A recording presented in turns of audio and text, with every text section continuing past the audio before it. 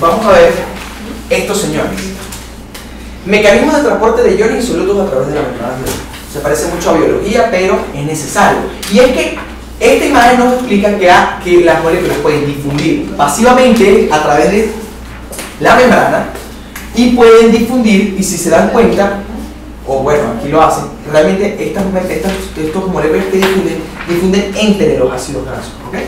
También pueden difundir a través de estructuras proteínicas creadas para el paso específico, pero todas medidas a través del gradiente de concentración, que es la fuerza impulsora del transporte pasivo, ¿okay? Y que el transporte activo transporta moléculas en contra de su gradiente de concentración a expensas de gasto energético, es decir, de moléculas energéticas, ¿okay? Entonces, ¿cómo se clasifica? Así. Vamos a tener transportes que van a ser transportes no masivos y transportes masivos.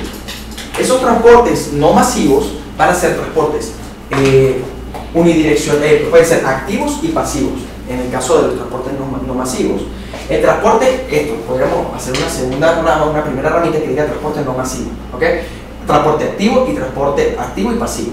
Entonces, el transporte pasivo nunca va a ser bidireccional porque él se maneja siempre como fuerza impulsora el gradiente de concentración. Entonces, el gradiente de concentración va del lado izquierdo o del lado A al lado B, va a ser siempre del lado A al lado B porque no hay fuerza que se oponga a ese paso.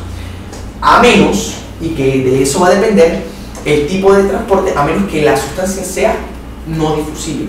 Ahí sí el gradiente va a verse afectado, porque a pesar de que haya mucho gradiente, no va a poder transportar. Las moléculas tienen que tener esa característica, que de acuerdo a la posibilidad de difundir en la membrana, va a permitirse entonces que ese movimiento, ese flujo, pueda ser o no. Y que recuerden que la membrana plasmática, a través de su modelo de mosaico fluido, dice que hay dos tipos de proteínas, unas proteínas integrales de membrana y unas proteínas periféricas, que están embebidas en un mar de lípidos, por decirlo así.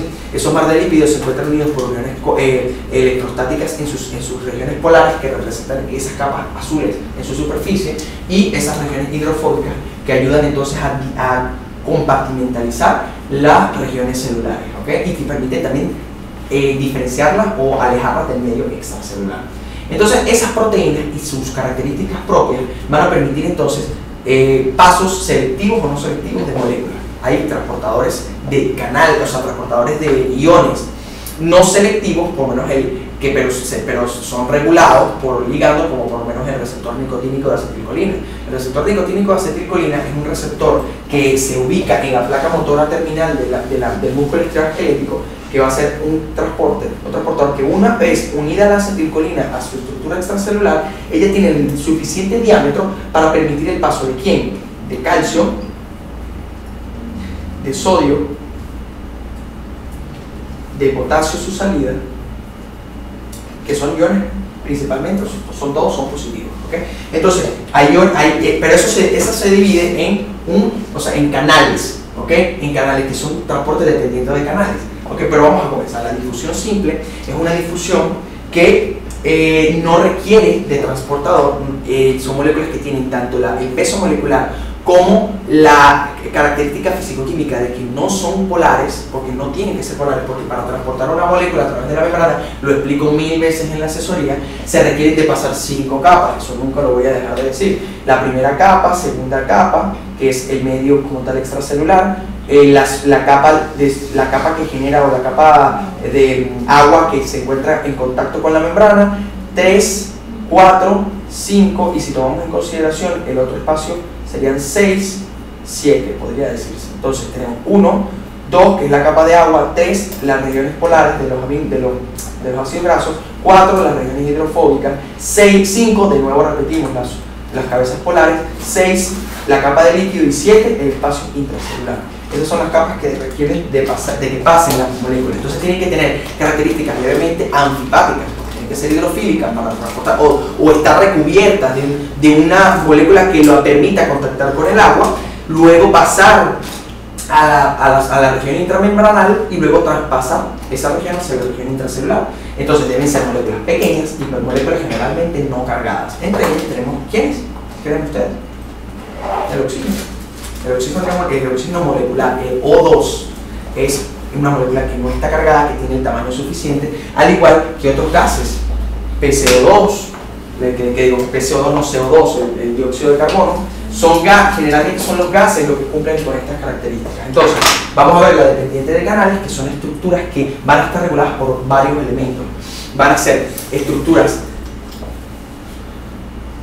que tienen una conformación característica y que ellos tienen una compuerta de entrada, un poro, que lo único que va a regular es su grosor a través de quién, de elementos reguladores como quién, o sea, va a depender, hay muchísimas clases de canales, hay infinidad de genes que sintetizan, o sea, que son sintetizados para generar canales. Entonces, va a haber genes para diferentes canales de sodio, canales de potasio y canales de cloruro, pero el canal va a agregarse un segundo nombre que es el regulado por. Entonces, el canal de sodio regulado por ligando, el canal de potasio regulado por voltaje o sensible al voltaje. Entonces, ese sensible o regulado por le da la característica. Entonces, ¿qué va a pasar? Ese canal que va a permitir... Entonces, el canal va a tener un poro que va a responder, por lo menos si el canal es sensible al ligando, a tener una zona de unión al ligando acá, ¿ok? Que le va a permitir entonces aperturar ese poro que al principio estaba muy cerrado y que no permitía el paso a ningún ion, y que este se aperturar y permitir el paso de iones masivos. Y como los iones, como vamos a ver en el capítulo de potencial de acción, tienen tienen fuerzas impulsoras que permiten a gran velocidad pasar de un lado a otro porque son utilizados para respuestas rápidas. Entonces esa apertura genera un flujo masivo de iones hacia el otro lado de la membrana, que va a depender entonces de fuerzas químicas y fuerzas eléctricas. Pero en el caso de los iones regulados por voltaje, va a haber, imagínense que este es el canal, aquí y aquí. Va a haber una región, que es la región generalmente S3 de los canales, que va a ser sensible a las modificaciones de las polaridades. En este caso tenemos positiva fuera de la membrana y negativa hacia adentro. Cuando esto se invierte, es decir, esto pasa a ser completamente negativo y esto pasa a ser positivo, entonces esa región S3 tiene aminoácidos polares que modifican o que hacen que gire la molécula y entonces hayan cambios en los poros, que permite entonces el paso. Otro de los sistemas reguladores que utilizan los canales, que se ve mucho en biología, son los poros, los filtros selectivos de voltaje, es decir, los filtros selectivos de radio iónico. Es decir, si tenemos un